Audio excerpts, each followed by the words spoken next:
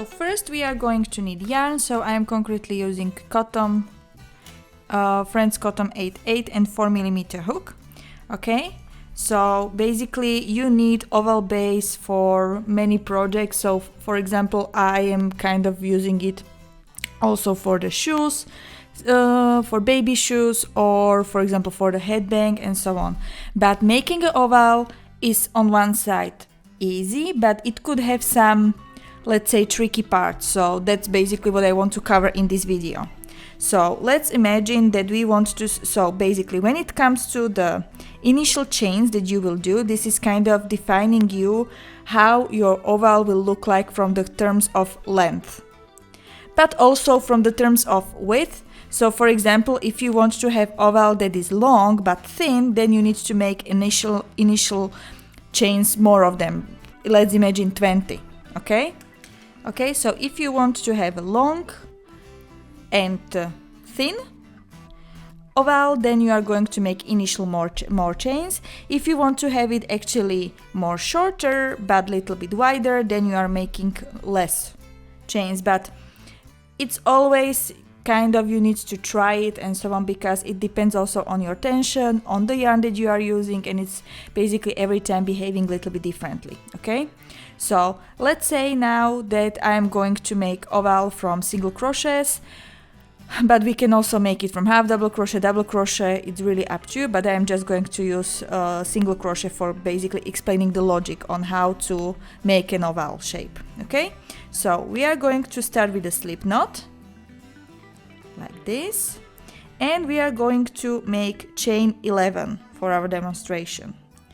1 2 3 4 5 6 7 8 9 10 11. And I forgot to mention that you are going to need, by the way, 4 stitch markers minimum. Okay, so now after we chain 11, okay, into our second hook, into our second loop from our chain, from our hook, sorry, so into the second chain from our hook, okay, we are going to place 3 single crochet into the same stitch. Also, every time I am making a chain and I want to avoid having a holes in it, I am not going into the first loop like this. But as you can see, every chain we have kind of this V shape. Okay, so I am not going to, I am not going to this one right here, but I am trying to go in between these two. You have, they are kind of crossed, as you can see. So I am always trying to go below that. So I am grabbing also, if you look from the back side, the bump. We have the bumps, you see, everywhere. So I am going also and grabbing through that bump as well. Okay, so this is my first, second and third stitch. And here basically it's up to you how you trust yourself. You can either use 4 stitch markers or 5 stitch markers. So you can highlight now your initial stitch right here, but we need to highlight also the third stitch that you made. Okay, so we need to put the stitch marker there. And into the first stitch, it's up to you if you trust yourself that you know where your stitches are. If you do not trust yourself or just want to be sure and have enough stitch markers, then just place also stitch marker into the first stitch. So once we made, so every time, so basically the rule is, it doesn't matter how many chains you make, into the initial chains you are going to place 3 stitches. 3 single crochet, double crochet, half double crochet, doesn't matter. So into the first stitch, okay? So that's basically kind of the rule. Then you are going to always single crochet, double crochet, so making all the stitches, just 1 stitch in each of the chain beside the last one. Okay, so this is what I am going to do. So for me, as I chain 11, started from the second chain, for me it is 8 single crochet, and into the last one I will meet you. Okay, Once we have our last stitch, in our last stitch we are going to make 6 stitches, so 6 single crochet. So into the first one I am going to place my stitch marker, okay, making another 5, 2, 3, 4, 5, 1, 2, 3, 4, 5 and 6. And into the 6th I am also placing a stitch marker. Okay. Now we are going to crochet on the other side of our chains. If you followed with the bump one, you will have basically always only just one kind of loop remaining there where you are going to place your stitch. So again, single crochet all the way till your last stitch. Okay. So besides the last stitch, I am going to also hide the yarn while doing it. So single crochet till your last stitch. Continue, always needs to make sure that you have the correct count. So basically on this side between the stitch markers and on this side before you start your last stitch, you should have the same amount of stitches. In my case, as I started with chain 11, it is 8 stitches. I have 8 stitches exactly here and 8 stitches exactly here. And now in my last stitch, I am going to place 3 single crochet. Okay, so in my last one, again the first one, I am putting a stitch marker there.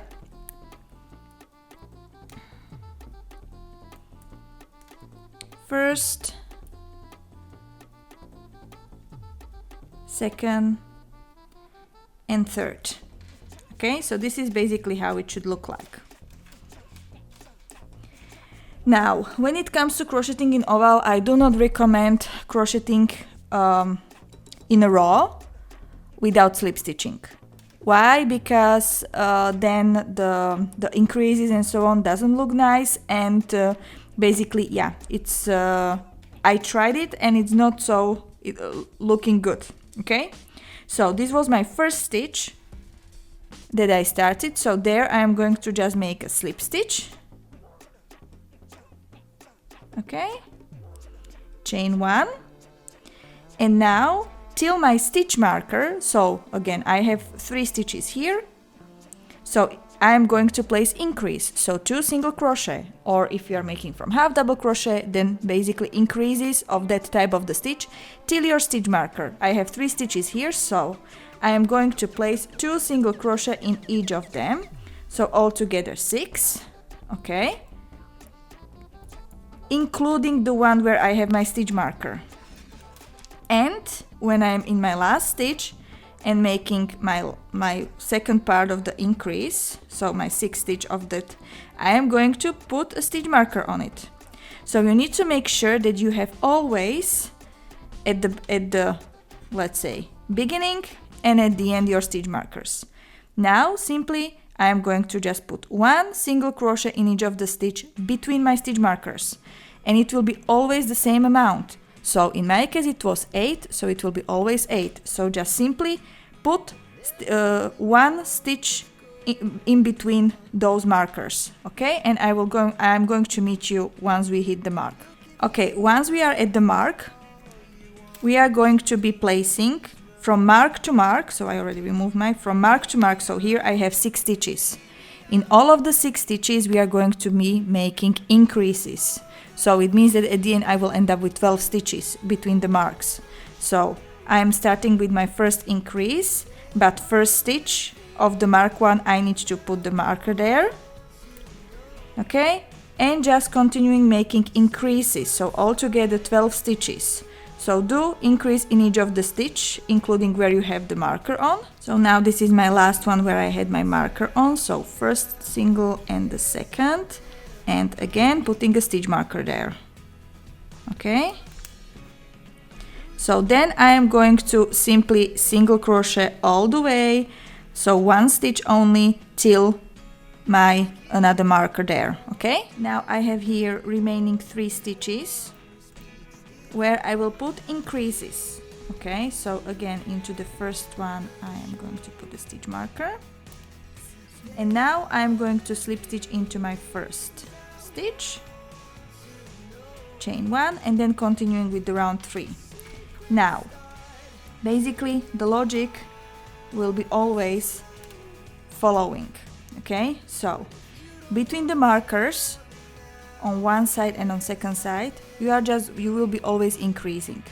This space in between, you are just always making one stitch. Okay, so that's very simple. Plus always double check this side and this side needs to have equal numbers of stitches, and it doesn't change. Now just to explain the logic, here we have 6 and here we have kind of 6 but split it, like when we started, I mean in the initial one. So 3 here and 3 here, and here we are joining in the middle. But basically this is always going to be the same. And now how to be making increases in between these is very simple, like when you are crocheting in a circle. So we started with increase. Then the round 3 will be, we will start switching between increase and single crochet. So currently here we have 6 stitches, and basically we are going to be repeating 3 times that. Into the first stitch we are going to place increase, into the next stitch single crochet, into the next increase, single crochet, all the way till your mark 1. Then just simple single crochet. Here again we are just going to be using increase and single crochet and switching between those two.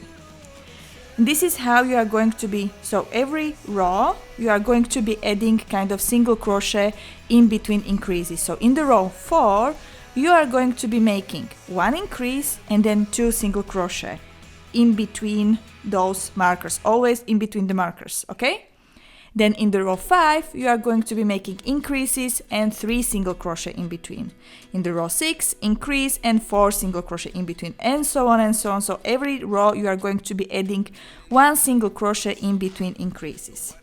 Now what might happen based on my experience, but it really depends on what type of yarn you are using, what is your tension, and what is the hook that you are using. So some tips and tricks that I would highly recommend for you. It might happen that if you are increasing every single row, which many video would explain you to do, increase every single row, and this is what I did, for example, when I was crocheting with really super chunky yarn, and it was not the best way. So when you are crocheting with the more chunky yarn, so with the plushy yarn, for example, I recommend that after you are done with the row 2, you are going to be kind of switching the rows of the rows where you are increasing and the rows where you are just going to simply single crochet also in between those stitches. Why? Because if you have a chunky yarn and you are going to be increasing every single row, it might happen that there are a lot of stitches in one place, and basically your work will start to look like this. Okay, it will be making kind of waves, or how to call it. Okay, and you want to avoid it. How to avoid that is you are just going to simply put 1 row of simple single crochet all around, okay, where you are not making any increases, and then continuing with increase the next round. Okay, so this is what I was doing exactly for my fluffy yarn from the row 3. So in the row 3 I was not increasing, I was making single crochet, and then in the row 4 I was afterwards increasing. So this is tip number 1. Tip number 2, what might happen, this happened also with the fluffy yarn, when I was increasing when I was basically switching between increase row and single crochet row, when I was by the row 20, suddenly my work started to not making waves, but kind of doing something like this. Okay, that it seems that now there is not enough stitches. Okay, if that happens, just stop making single crochet in between rows, or maybe then you need to put 2 rows of increases and then 1 single crochet row, then 2 rows of increases and 1 single crochet row. So it really depends on how the yarn will be behaving.